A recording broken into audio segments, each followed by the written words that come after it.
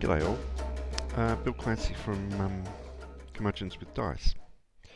Normally me and the boys will sit around and play a game, but today I want to try something different. I played a game with Hugh Smithers, a gentleman in the west coast of the United States, a few weeks ago.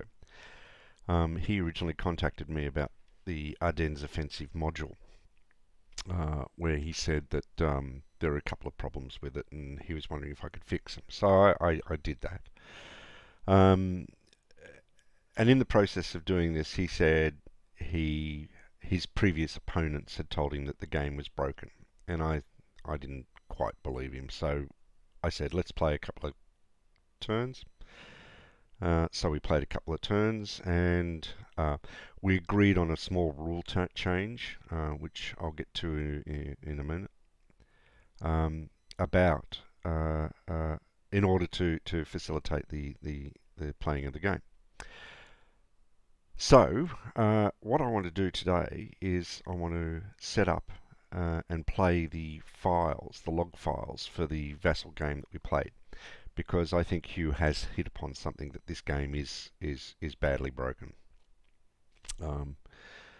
Maybe this is not news to any old SPI people that have played this game a lot, but it was certainly new to me. I played this game a fair bit, in the early 80s and late 70s. I always thought actually that the game was leaning towards the American player for a victory. But Hugh has found in the first two turns, I think, probably the way to break the game for the Germans, and to ensure a pretty early on German victory. So, as I said, we've got the log files here of the game, so we might give it a go. I might start off with maybe explaining some of the rules of the game in a general sense as we go forward. So let's start with the game. The game is a fairly standard SPI game from about 1974, three-color map. Probably in the very early days of Redmond Simonson's care of the look of games, and certainly probably 1 or 2 years before SPI were able to embrace full colour maps. The game, I think, draws heavily on an earlier S&T game, Bastogne, which had an extraordinarily extensive roadmap from memory. I've never played it. I've seen it, but I've never played it. And that extensive roadmap has sort of been simplified and transferred onto this game. And it's the roadmap here that is the important component of the way the game plays, along with the rivers and forests. I'll talk about movement in a moment. The first turn really operates on a very simple basis of a sort of German surprise, which is that all German units adjacent to American units must attack. They get a bonus attack of 3 times their attack strength. So it's a very powerful attack. But no movement. There's no first movement. Then there's a second movement phase, and in that second mechanized movement phase, only mechanized units can move, and only mechanized units that did not attack in the combat phase can move.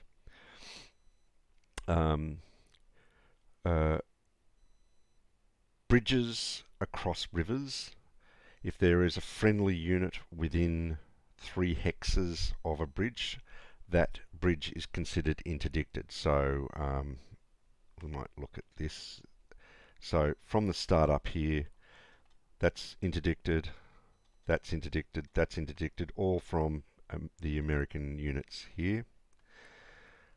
Bridge here, bridge here from this guy, bridge here, these bridges, and none of the bridges behind the front line. On the very first turn, no interdiction happens behind the first line. So these bridges here are not interdicted. So no movement, German combat, three times the attack value, and then German mech movement. And then the Americans get their turn, which is no movement, no first turn movement, combat, normal combat, except that the Germans are now doubled in defence.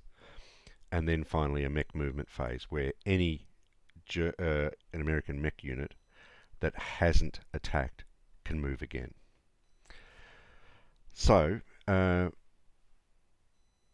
what then happens is the Germans are confronted with the fact that they have to cross the River as quickly as possible.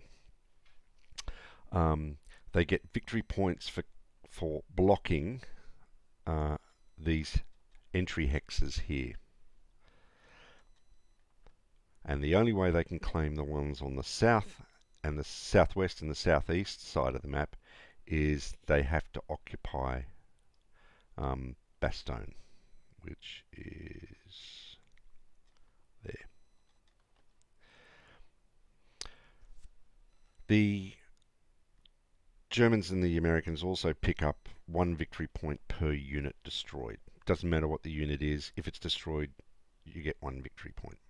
The major feature of the game, though, is, as I said, the roads. And the reason why they're important is because they facilitate movement for the two sides.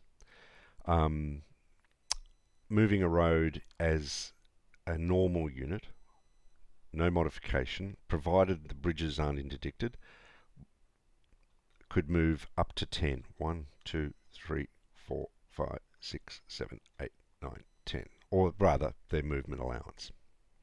So, moving along the road in a particular turn, this guy can move 10, this guy can move 12, these guys here can move 4. The trick here, though, is traffic jams. In order to move, it will cost you movement points to move onto a unit and then to move off a unit. And it's a prohibitively large amount of movement points. It's 6 movement points, additional movement points. So for this gentleman here to move to there is 7 movement points. Then for a unit to move out from a stack, it has to pay another 6 movement points. So in the case of these 2 units, you can't see this, but that bottom one could then move to there, and it would be 7 movement points.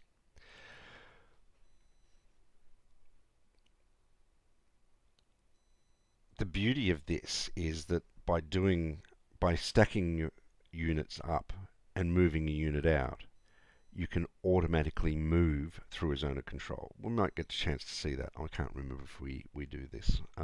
But the way you can stop or open up a game for the Germans, and sometimes even for the Americans, is that you can infiltrate between zones of control. Roads also facilitate a particular type of movement called road movement. So a unit can move into march mode. March mode is the unit has no zone of control. It's half strength, but it can double its movement factor. So this guy at 10 becomes 20.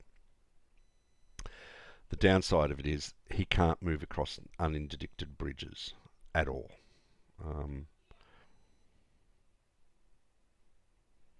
Okay, so let's start. All right. Now, Hugh is the Germans, I'm the Americans, and as I said, there's no movement phase, so we move straight into combat where the Germans must attack everything that it's adjacent to, and they attack it at 3 times the attack value of the German. He's placed a reinforcement. It doesn't come onto the map. He just places it on the edge. And he was starting combat on the north side of the map.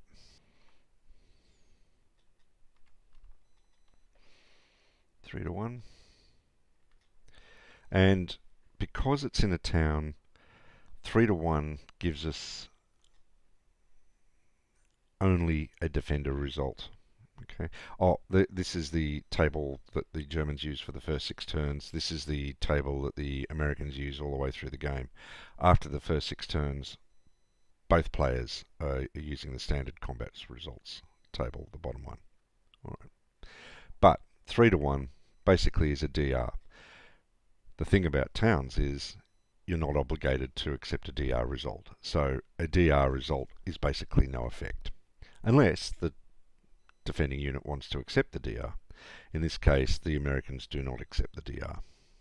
And so it's treated as a no effect. The next one, this attack here against these 2 units. Now, 15 to 7 is 2 to 1. And he's doing this for a reason, and I'll show you why. He gets the result, DR1, so both American player pieces have to retreat 1. And retreat is an art form in this game.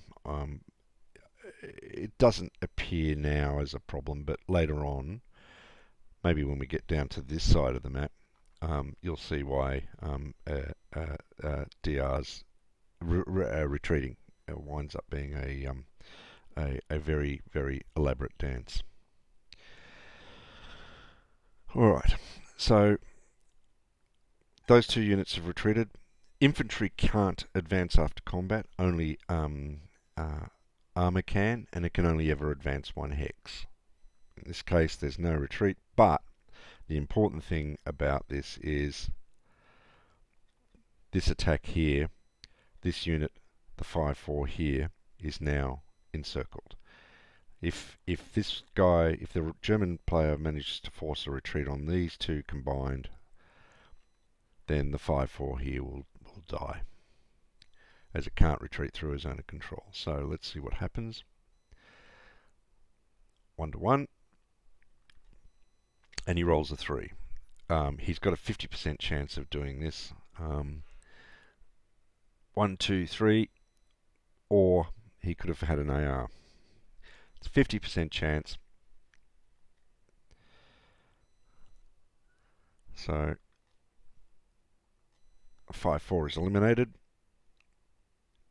and the 4-4 retreats 1 hex. No advance.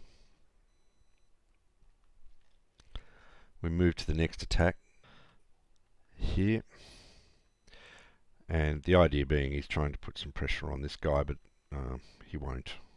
But there you go. So this is now 5, which is 15, which is 3 to 1, but he's decided, and he can do this, to drop the odds to 2 to 1. The Germans can drop their odds to as low as 2 to 1, voluntarily.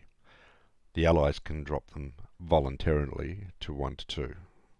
So 2 to 1. He rolls, gets a 1. It's a DR2 on the table.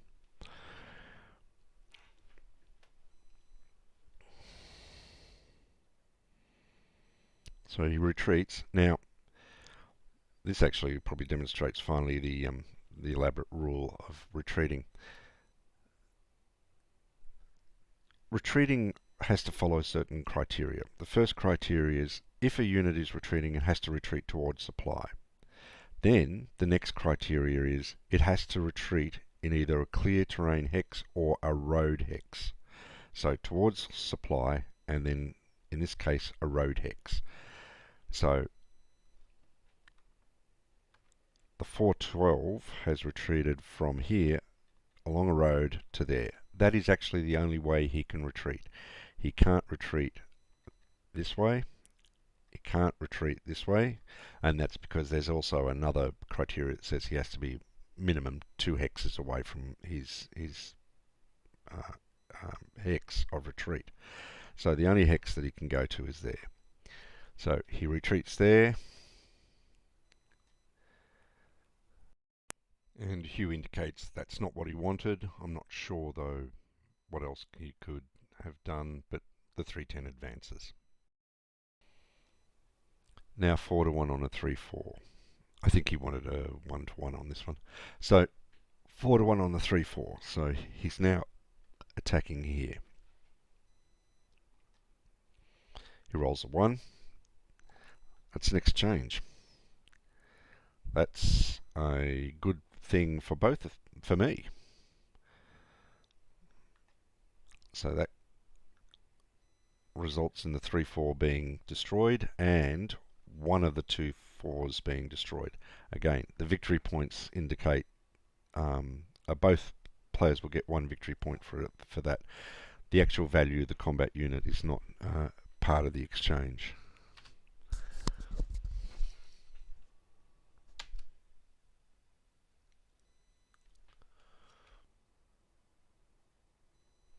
So we move on to the next attack, which is here at 1609.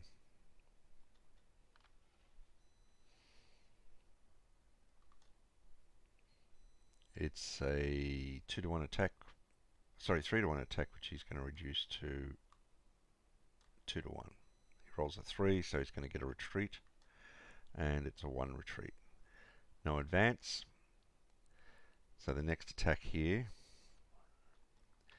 is 15 to 3. That's 5 to 1. He'll reduce that. No, he doesn't. 3, DR3. Now that's kind of interesting. I could have retreated it the other way, but it would still just go behind the 4-4. But this works. Yep. I can't go there because that's retreat violation. I'm not sticking to the road.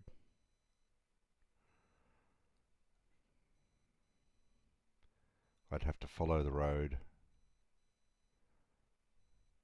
Yeah, that's the best place.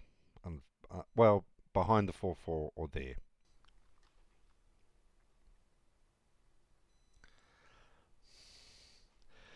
Yeah, I'd be inclined to disagree with his comment that he thinks this is a mandated retreat position.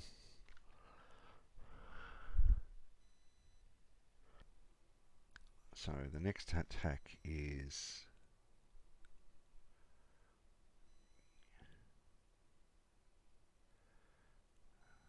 here. 2-3-1 at 2-3-1-1 at 2 to 1. He rolls a 2, which is a DR1.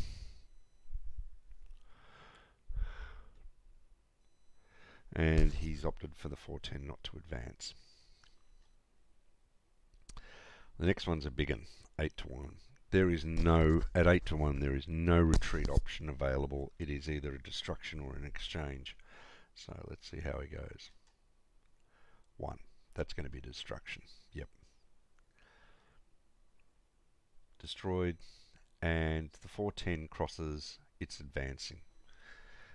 Bear in mind that any of these armoured units that have attacked can't move again in this turn. The next attack. This is a surprisingly crucial attack, I think. So the attack is now 18 to 5, which is 3 to 1, but he drops it to 2 to 1, and he's doing that to get the retreat. 1, that's a good retreat. It's 2 hexes. Now, the retreat here is woods or clear. Between the two, he has to pick clear. I have to pick clear. And then I've got woods or, technically that's woods, so, but it's got woods with a road. So I could have gone there or I could have gone there. It doesn't matter. But in any case, this is the start of the breaking of the game. Echternach is going to be attacked by a 2, which is now 6 to 4. It's 1 to 1. He's going to retreat if it's possible, and he gets an AR result. Interestingly enough, he doesn't have to retreat because the west wall hex means that any attack out of that hex means he doesn't have to retreat. But the other reason why you would do accept a retreat is that it frees it up in the next turn. He's retreated here because the bridge is not interdicted. If it was interdicted, he would have to move to there. Alright. And the last attack is 1 to 1. He rolls a 2, and 2 is an AR, so he retreats. No advance. So that is the end of his combat phase. Now he gets to do mech. Now there's not an awful lot. I should mark these, and I have, but this is an old file. The button up here will reset combat markers, but there will be a button here that adds. I wonder if I can do it. No, I can't. I can't refresh counters while it's in game.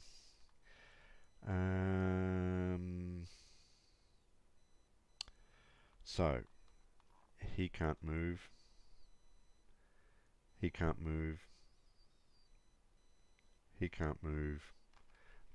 But that's all. Everything else can move.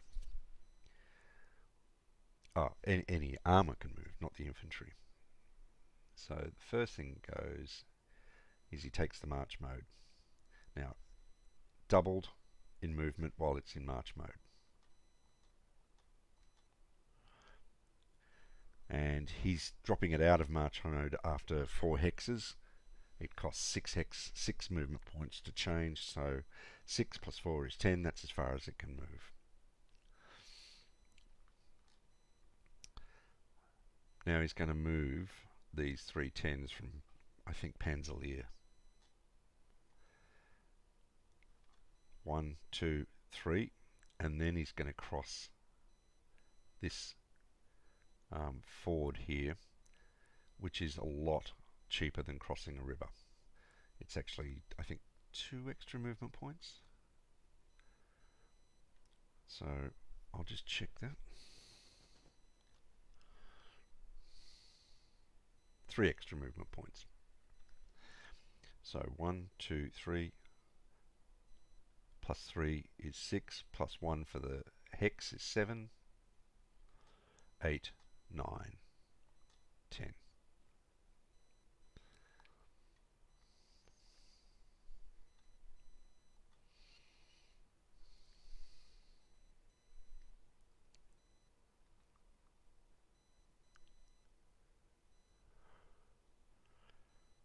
So now he's moving the other unit. 1, 2, 3, 4, 5, 6, 7, 8, 9, 10. And same applies here.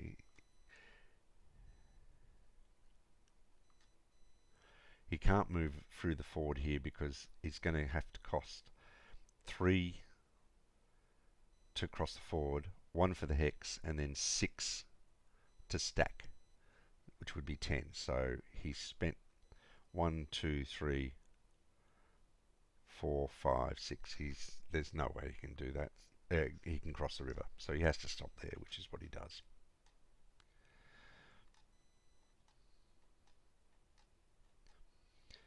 And over here we're getting 116th Panzer Division now starting to move across the river. This hex is regarded as interdicted, so that cost there was 7, 8, 9.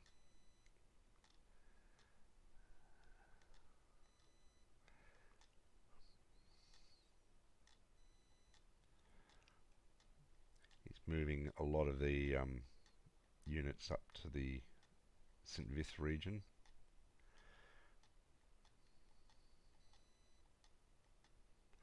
And here he just did a, I might take that back and see, because he's done a stack. So that's 1, 2, 3, 4, plus 6 is 10, and it stops. There's no cost to enter or leave a zone of control. You can't willingly leave a zone of control if you're the only unit adjacent to the enemy unit. If you're with another unit adjacent to the enemy unit, you get you pay an unstack penalty. But other than that, there's nothing for zone of control.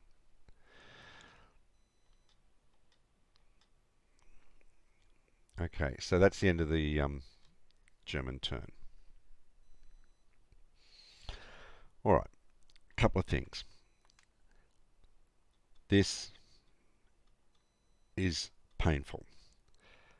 This. He's got 1, 2, 3, 4, 5, 6, 7 units on this side of the map, and no interdiction on any roads. He will be able to 1, 2, 3, 4. Let's try that again. 1, 2, 3, 4. Use 4 of them to block those roads, and this is part of the process of the game breaking for the Germans. All of this southern flank will be open up. Let's keep going. So he's claimed 3 Allied units eliminated and 2 Germans. I think it's reflected in the victory point at some point. We haven't done it yet.